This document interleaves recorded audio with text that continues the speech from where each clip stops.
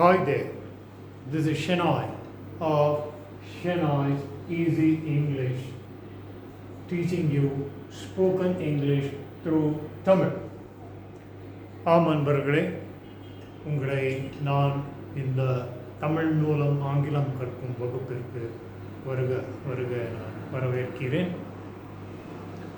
நாம் கோ என்ற verb, அதாவது போ என்ற சொல் எவ்வாறு காலத்திற்கேற்ப, அதாவது நிகழ்காலம், கடந்த காலம் போன்ற காலத்திற்கேற்ப மாறுதல் அடைகிறது என்பதை பார்த்து கொண்டிருக்கிறோம்.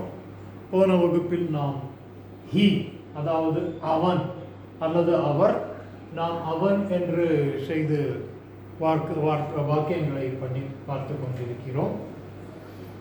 இப்பொழுது நாம் ஷீயுடன், அதாவது அவள் எப்படி மாறுபடும் என்பதை பார்க்க இருக்கிறோம். இது சொல்ல போனால் ஆக்சுவலி அவனுக்கும் அவளுக்கும் பெரிய வித்தியாசம் இல்லை இங்கிலீஷை பொறுத்த வரைக்கும். நான் ஒன்றும் இல்லை, ஹீன்னு இருந்த இடத்துல எஸ்என் முன்னாடி போட்டு ஷீ ஷீ ஷீ ஷீ ஷீன்னு மாற்றிருக்கேன். அது ஒரு தான் சேஞ்சு, மற்றபடிக்கு வாக்கிய அமைப்பெல்லாம் அதே தான். ஸோ அவனுக்கு இல்லைன்னா அவருக்கு வந்த வாக்கியங்கள் தான் இப்போது அவளுக்கும் வரப்போகுது. இப்போ இங்கேயும் நான் ஒரு விஷயத்தை கிளியர் பண்ணிடுறேன். ஹீ அப்படிங்கிறது அவன் அவள் ரெண்டுக்கும் வரும், அது உபயோகத்தில் தான் தெரியும். அதே மாதிரி தான் ஷீயும், ஷீ அவள் இல்லைன்னா அவள். இப்போது நம்ம ஷீன்னு சொல்லி ஒரு பொண்ணு குழந்தைய பற்றி சொன்னால் அவள், அதே ஒரு லேடியை பற்றி சொல்கிறோன்னு வச்சுக்கோங்க, நம்ம இந்திரா காந்தி பற்றி, அந்த இடத்துல அது அவராக மாறிடும் தமிழை பொறுத்த வரைக்கும். ஓகே, இங்கிலீஷில் அந்த வித்தியாசம் இல்லை. ஓகே, இப்போ பார்ப்போம். So she goes to market daily, அவள் தினமும் மார்க்கெட்டுக்கு போகிறாள். ஸோ ஷீ உடன் வருகிற கோஸு போகிறாள் என்பதை உணர்த்தும். அதே போல் she went to market yesterday, அவள் மார்க்கெட்டுக்கு நேற்று போனாள். ஸோ ஷீ கூட வர்ற வென்ட்டு போனாள் அப்படிங்கிறத உணர்த்தும்.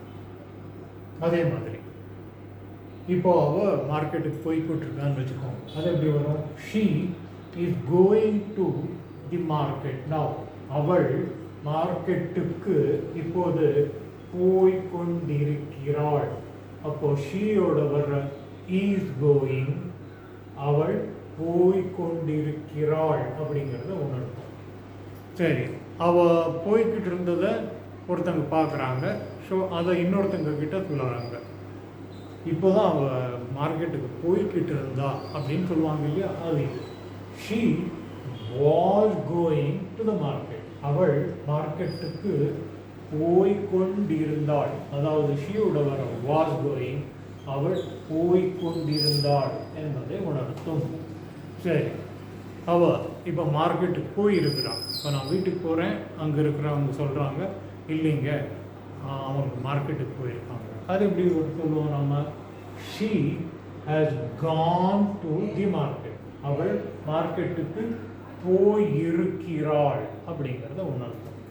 அதே நான் இன்னைக்கு பார்க்க போகிறேன் ஆச்சுங்களா, அவங்க அங்கே இல்லை, அதை நான் அப்புறம் இவங்க வீட்டுக்கு வரேன். அப்போ வீட்டில் கேட்குறாங்க, என்னாச்சுங்க மார்க்கெட்டு அவங்கள பார்க்க போயிருந்தீங்களே, அவங்க இருக்கிறாங்களா? இல்லை. அப்போ நான் என்ன சொல்கிறேன், இல்லை அவங்க மார்க்கெட்டுக்கு போயிருந்தாங்க அப்படின்னு நான் சொல்லுவேன் இல்லையா, அதுதான். So she had gone to the market, அவள் மார்க்கெட்டுக்கு போயிருந்தாள். சரி, அது அவள் நாளைக்கு மார்க்கெட்டுக்கு போவாள் வச்சுக்கோங்க, அதுக்கு சொல்லுவோம் she will go to market tomorrow, அவள் நாளைக்கு மார்க்கெட்டுக்கு போவாள்.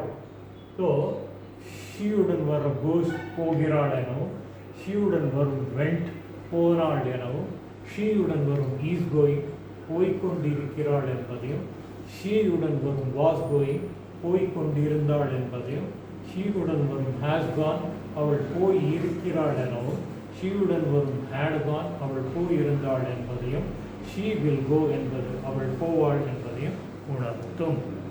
ஸோ அவ்வளோதான். இது ரொம்ப ஈஸி. நாளைக்கு நாம் இட்டு கூட எப்படி மாறுது அப்படிங்கிறத பார்க்கணும். நாளைக்கு நம்ம பார்ப்போம். தேங்க்யூ.